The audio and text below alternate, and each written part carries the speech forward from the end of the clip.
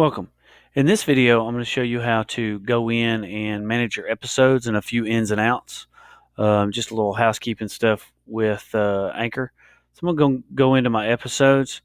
And if you watch my previous videos, I went in and created a test podcast, how to produce it, how to edit it, how to do different ins and outs, background music for a podcast if you're interested in doing this with your students. So as you can see, I have two podcasts on here. The one I created was Test. So simply what I'm going to do here is you can see when it was published. You can see how many times it's been played. So what I'm going to do is I'm simply going to delete this one, but I also want to show you how to share it. So if I want to share this with my students on a platform, Google Classroom, if I want to send it in an email to some colleagues, if I want to really share it anyway, what I can do is I can go into my episodes, click my three dots over here, my more settings. I can look at all the details of it. If you want to do that, you can go in, hey, all the analytics. We'll go back here. But really, what I want to mainly concentrate on is I can download the episodes straight to my computer as I want to. It'll download as an MP3, just like if you were playing music or anything else. But and it's the easy way to have it portable. And then right here, I have copy public link to episode.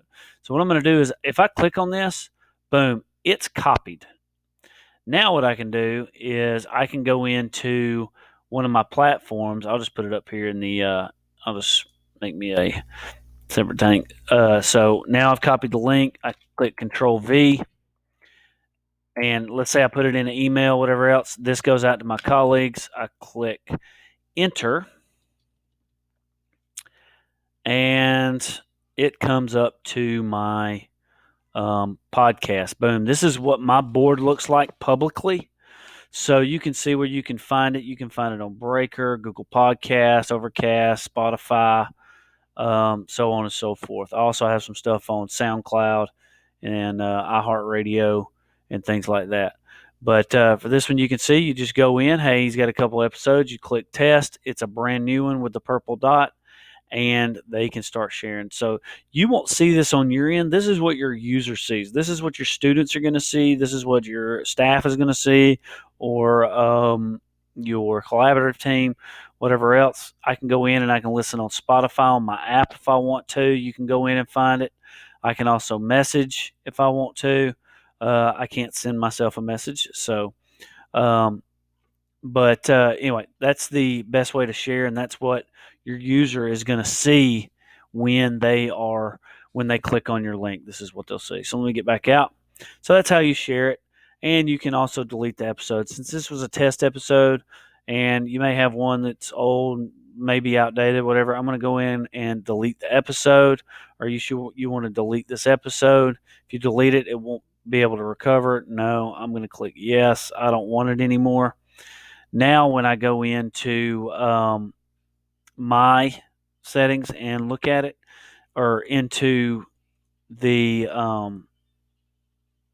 go into my page that my users would see, it's no longer going to be there. It would just be the one episode on grading, so they won't be able to see it. So that's how you can share, and you can look for it. You can also go in here and you can share the whole thing if you want to. Facebook, Twitter. I can also copy the URL like I did last time and plug it in. And I can also copy the embed code that goes in with it if you want to put it as part of a website or something like that. You can copy the code and put it in there if you're familiar with it. A little bit more technical. So the easiest way is to do it through URL. So I hope that helps you with sharing your podcast and showing you how to delete your podcast permanently. I really encourage you to use Anchor. It's really good, especially if you need to use it in multiple languages for ELLs or anything like that, students who may be hearing impaired. So it's just a good thing to use as far as giving you options in that regard to students with exceptional needs. So I hope you use it, encourage you to use it, and I hope that helps. Thanks.